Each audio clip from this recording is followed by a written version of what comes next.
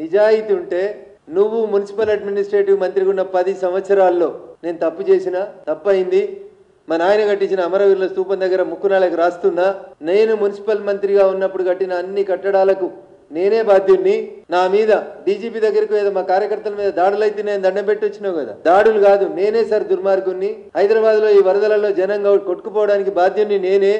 నాలాలు కడుతుంటే కళ్ళుండి చూడలోని కబోదిని నేనే నా మీద ఎఫ్ఐఆర్ చేసి నన్ను జైల్లో పెట్టమని పాప ప్రాయశ్చిత్తం చేసుకోవాలి కేటీఆర్ అనేటోడు ఆయనను అట్లా వదిలేస్తే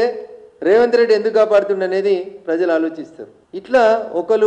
వీళ్ళు చేసిన కబ్జాల గురించి నిజంగా రేవంత్ రెడ్డి గారికి నేను సిన్సియర్గా చేస్తున్నటువంటి ఒక సూచన కేటీఆర్ని టీఆర్ఎస్ పార్టీ చేసిన తప్పుల్ని కాపాడాలనేటువంటి ఉద్దేశం మీకు లేకపోతే హైకోర్టు ఆర్డర్లు జడ్జిల లేఖలు ప్రభుత్వాలు ఇచ్చినటువంటి తీర్పులు ఎన్జిటిలో వచ్చినటువంటి ఆర్డర్స్ అన్నింటినీ హైడ్రా ముందు పెట్టి నిర్దాక్షిణ్యంగా ఈ భాగ్యనగరంలో వరదొచ్చినా వానొచ్చినా ఏమొచ్చినా నాలా లాగానే ఉంటుంది రోడ్డు లాగానే ఉంటుంది అనే రీతి లోపల ఎంక్రోచ్మెంట్స్ అన్నిటినీ కొట్టేయాలని చెప్పి ఈ సందర్భంగా కోరుతూ మల్లారెడ్డి గారు కట్టిన అనురాగ్ రెడ్డి గారు కట్టిన